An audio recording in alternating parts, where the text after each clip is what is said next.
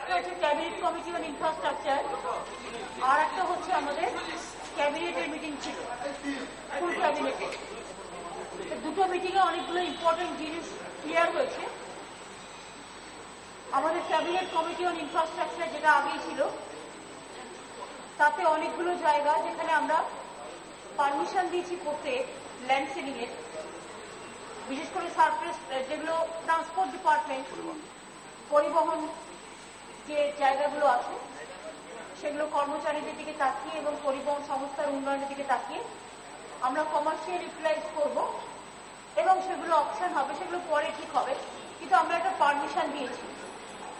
দুই হচ্ছে রামকৃষ্ণ মিশন, আমি যেদিন বেলুড়ে গিয়েছিলাম, ওরা আমাদের একটা রিকোয়েস্ট করেছিল হিউম্যান এক্সেলেন্স, ওরা একটা সেন্টার একটা ইউনিভার্সিটি করবে এবং যেটা হচ্ছে শিকাগো মডেলটাকে নিয়ে আসবে, নিয়ে এসে করবে।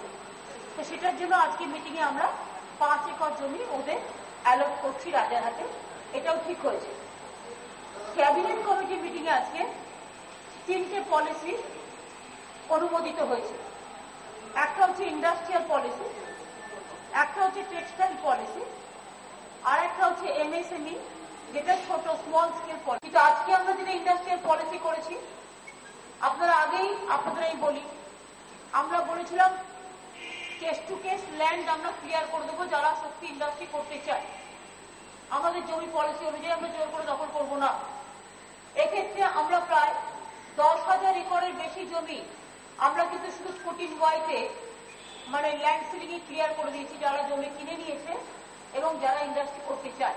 এবার যেটা আমরা পলিসি করছি যে উৎপাদনের উপর ভিত্তি করে যে যত ভালো উৎপাদন করবে, যত বেশি কর্মসংস্থান হবে, যত বেশি উৎপাদন হবে, তত বেশি করে আমরা কর ছাড়, ভ্যাটের ছাড়, বিদ্যুতের ছাড় এগুলো সব দেব।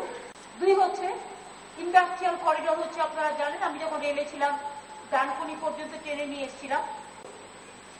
ইন্ডাস্ট্রিয়াল করিডরকে ব্যবহার করে পানাগড়, গোয়ালতোড় এবং রঘুনাথপুর পুরুলিয়ার এখানে ইন্ডাস্ট্রিয়াল টাউন সহ বিভিন্ন ইন্ডাস্ট্রিয়াল ক্লাস্টার তৈরি করা হচ্ছে এবং হবে।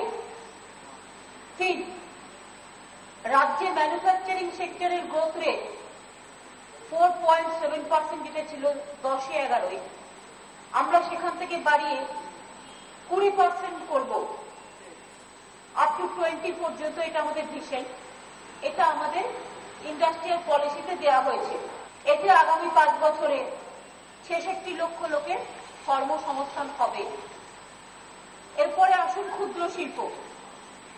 ক্ষুদ্র শিল্পের এমএসএমই পলিসি মূল লক্ষ্য হচ্ছে আমাদের 1 কোটি লোকের কর্মসংস্থান তৈরি করা।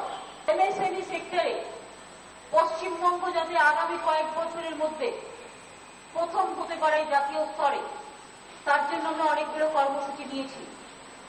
আগে 5 কোটি টাকা পর্যন্ত এদের মেয়াদ ছিল যারা স্মল স্কেল ইনভেস্ট করতে পারে, এটাকে বাড়িয়ে 10 কোটি করা হয়েছে। 3টে পলিসি আজকে অ্যাপ্রুভ হয়েছে, একটা স্মল স্কেল, একটা বিগ স্কেল, আর একটা হচ্ছে টেক্সটাইল পলিসি। আমাদের এখানে টেক্সটাইল পলিসির কোনো গুরুত্বই ছিল না, যার জন্য মহারাষ্ট্র, গুজরাট এরা একতরফা বিজনেসটাকে মনোপলি করে ফেলেছিল। আমাদের এখানে তাঁত টেক্সটাইল থাকলেও সেটা কখনো গুরুত্ব দিয়ে ভাবা হয়নি, তাই এখন গুরুত্ব দিয়ে ভাবা হয়েছে এবং এখানেও এই আগামী 10 বছরে প্রায় 1 কোটি কর্মসংস্থান তৈরি করা হবে এবং এর মধ্যে 75 ছোট ছোট, এবং এখানে বিশেষ করে উইমেন, এসসি, এসটি, ওবিসি যারা আছেন মাইনরিটিস, তাদের নানা রকম ভাবে ছাড়ও দেওয়া হবে। রেশম শিল্পী মহাসংঘকে রিস্ট্রাকচার করে West Bengal silk development corporation তৈরি করা হচ্ছে। হ্যান্ডলুমের জন্য উন্নততর ডিজাইন সেন্টার তৈরি করা হচ্ছে। নদিয়াতে ইন্ডিয়ান ইনস্টিটিউট অব হ্যান্ডলুম টেকনোলজির একটা বড় ইনস্টিটিউট তৈরি করা হচ্ছে। বেলুড়ের কাছে আমাদের একটা জমি আছে, প্রায় 100 একরের ওপর জমি আছে, সেখানে মেগা হাওড়ায়, যেটা বেলুড়ে, সেটা হাওড়া মেঘা পাওয়ারলুম পার্ক তৈরি করা হবে। আর এছাড়াও প্রতিটা জেলায় 10টা করে হ্যান্ডলুম ক্লাস্টার তৈরি করা হয়।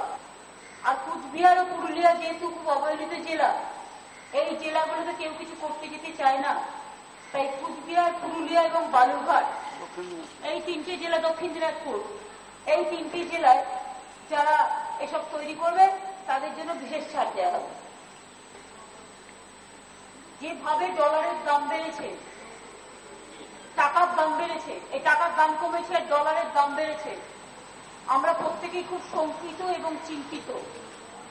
আমার এখনো মনে হয় দেশটাকে দেশের থেকে বেশি পার্টিকুলার একটা দুটো কান্ট্রিকে নজর দিতে গিয়ে, তাদের স্যাটিসফাই করতে গিয়ে দেশটাকে অবহেলা করা হচ্ছে এবং দেশের বাজারটাকে দুর্বল করে দেওয়া হচ্ছে। জিনিসপত্রের দাম বেড়েছে। আমাদের স্টেটে আমরা এগ্রিকালচারাল মিটিং করি প্রতি সপ্তাহে 10 দিন পর পর। আমরা ন্যায্য মূল্যের দোকানে বিক্রিও করি, কিন্তু ঘরে যদি আগুন লাগে সেই আগুনের আঁচে সবাইকেই পুড়তে হয়। কেন্দ্রীয় সরকারের ভ্রান্ত অর্থনীতি, ভ্রান্ত অর্থনীতি এবং গায়ের জোরে সবকিছু পাশ করিয়ে নেওয়া, ঠিক মতো নজর না দেয়া, এর ফলে এই পরিস্থিতির উদ্ভব হয়েছে। এবং পার্লামেন্ট চলছে, এই পার্লামেন্টকে শ্রদ্ধা করি। আমি মনে করি এটা এমপিদের ডিউটি যে পার্লামেন্টে এটা নিয়ে আলোচনা করা। তারা ঠিক করবেন এটা। আমার পক্ষে এবং আমার এখনো মনে হচ্ছে দেশটাকে বিক্রি করে দেওয়ার একটা চক্রান্ত চলছে। I cannot satisfy some individuals. I can satisfy the collective, the community, the caste, creed and my countrymen. আমি ইন্ডিভিজুয়াল কারো অসুখ হয়েছে নিশ্চয়ই দেখিয়ে দেবো, কারো প্রবলেম হচ্ছে নিশ্চয়ই দেখিয়ে দেওয়া উচিত, কিন্তু কিছু কিছু ইন্ডিভিজুয়ালকে স্যাটিসফাই করতে গিয়ে দেশটাকে বিক্রি করে দেওয়া এটা ভুল হচ্ছে। এবং we don't support this policy. Fortunately we are not with the UPA since 1 year। এই সেপ্টেম্বরের 18 তারিখেই গত বছর আমরা ছেড়েছিলাম। History repeat itself. সুতরাং দেখেছেন তো 1 বছরে কি দশা হয়েছে।